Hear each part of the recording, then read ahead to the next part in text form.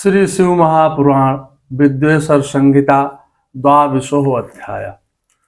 22वें अध्याय में शिव नैवेद्य, भक्षण, निर्णय एवं बिलपत्र का महत्व। ऋषिगण कहते हैं, हे महामुनि, हमने पहले सुना है कि भगवान शिव को अर्पित किया गया नैवेद्य अग्राह होता है। नैवेद्य के विषय में निर्णय और बिलपत्र का महत्व के बारे में आप बताएं। अग्राहम श्री नैवेद्यमितं पूर्वं श्रुतं वचा ब्रूहि तन्निर्णयं बिल्वत् महात्माए सन्मुखे। सूत जी कहते हैं, हे मुनियों, अब आप सब सावधानी पूर्वक ध्यान से सुने। मैं प्रेम पूर्वक सब कुछ आप सबको बता रहा हूँ। आप लोग शिव व्रत धारण करने वाले हैं, आप लोग धन्य हैं। शिव भक्तम शुचे शुद्धम सतव्रते दृढ़ निश्चया भवे दक्षिण नैवेद्यम तत्सेकम ग्राह भावनाय।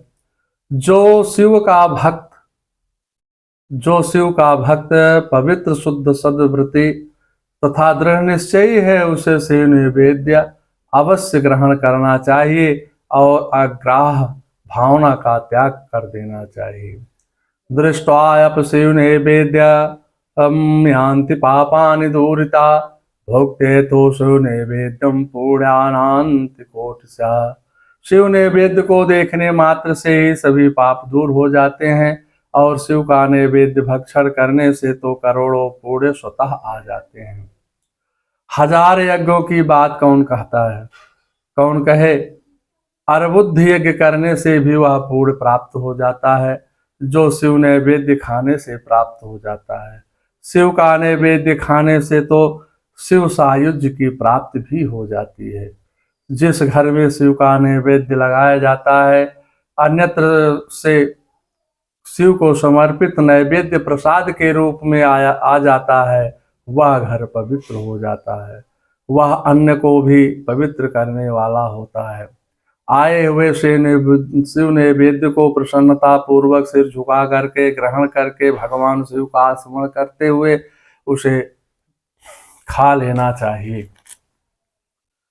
आगतम शिव नैवेद्यम धनवास्तम ग्रामित्याम विलंबे पाप संबंधी भक्त ही मानवा।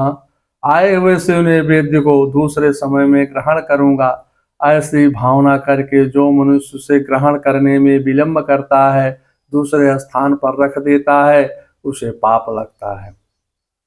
नायस्यम शिव नैवेद्यम ग्रहणेक्षम प्रजायते सा पापस्थम गरिष्ठम सम्यानिकम यत्ताधिकम ध्रुवम। जिसमें शिव नैवेद्य ग्रहण करने की इच्छा उत्पन्न नहीं होती, वह महान पापी होता है, वह निश्चित रूप से नरक हो जाता है। हृदय में अवस्थित शिवलिंग तथा चंद्रकांत मणि से बने हुए शिवलिंग अथवा स्वर्ण चांदी के बनाए हुए गए शिवलिंग को समर्पित किया गया है। नैवेद्य शिव की दीक्षा के लिए भक्त को खाना ही चाहिए, ऐसा कहा गया है। इतना ही नहीं, शिव दीक्षित भक्त समस्त शिवलिंगों के लिए समर्पित महाप्रसाद रूप शुभ शिव नैवेद्य ग्रहण कर सकते हैं। जिस मनुष्यों ने अन्य देवों की से दीक्षा ली है और शिव की भक्ति में अनुरक्त रहते हैं, उनके लिए भी शिव नैवेद्य भक्षण के विषय में निर्णय को प्रेम पूर्वक आप सब सुने। शालग्रामोदलिंग रसालिंगे तथा दुजे पाषाणे राजते स्वरणे सुर सिद्धम प्रतिष्ठिते। हे सूत जी कहते हैं, हे ब्राह्मणों, शालग्राम से उत्पन्न शिवलिंग, रसलिंग, पादारलिंग, पाषाणलिंग, रजतलिंग, स्वर्णलिंग और देवों के और सिद्ध मुनियों द्वारा प्रतिष्ठित शिवलिंग, केसर के बने हुए लिंग, स्फुटिक लिंग, रत्नलिंग और ज्योतिर्लिंग आदि समस्त शिवलिंग के लिए समर्पित नैवेद्य का भक्षण करना चंद्रयान व्रत के समान देने वाला कहा गया है। माने चंद्रयान व्रत जो किया जाता है उसके समान फल देने वाला कहा जाता है। यदि ब्रह्म हत्या करने वाला भी पवित्र होकर शिव का पवित्र निर्माल धारण करता है, उसे ग्रहण करता है, उसके संपूर्ण पाप शीघ्र ही नष्ट हो जाते हैं।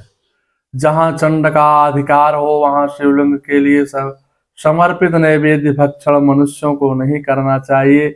जहाँ चंड का अधिकार ना हो वहाँ भक्ति पूर्वक भक्षण करना चाहिए।